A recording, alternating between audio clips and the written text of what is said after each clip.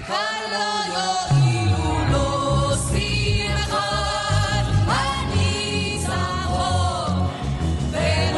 Vous êtes en train d'écouter Shir Shalom, qui est le chant pour la paix des Juifs et des Hébreux. Je vous fais écouter ce chant parce que nous venons d'apprendre, l'info est sortie, ça ne concerne pas directement la France, mais la symbolique est tellement forte pour moi. Les colons israéliens abattent des oliviers en Cisjordanie pour repousser les Palestiniens. Et là, les chiffres sont édifiants. 120 oliviers au village d'Abou Fala, 200 oliviers au village de Barbdallah, 300 autres à Saïr au nord de Hébron.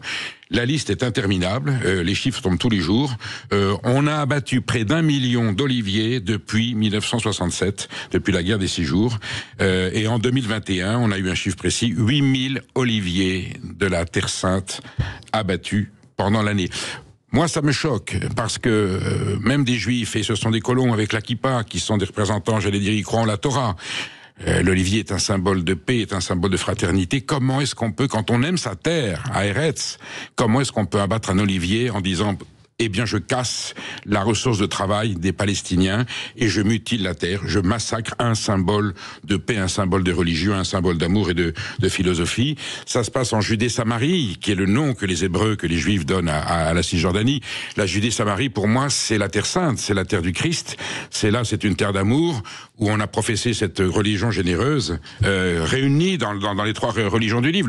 L'olivier, c'est le symbole des 3 religions du livre. Et que l'on puisse prendre une tronçonneuse et mutiler cet arbre saint, cet arbre sacré. J'ai grandi en Provence, j'en ai connu dans les Alpes-Maritimes, il y en a dans les Bouches-du-Rhône, on fait de l'huile d'olive. Enfin, c'est une valeur qui nous parle. Et voir que des hommes aujourd'hui, qui au nom de la cause israélienne, peuvent massacrer des arbres sacrés, ça me choque. Je me pose tout simplement une question très simple. Un symbole de paix est tronçonné par des êtres humains. Sur quel arbre pourra se poser la colombe de la paix si l'on massacre les oliviers du jardin de Gethsémani?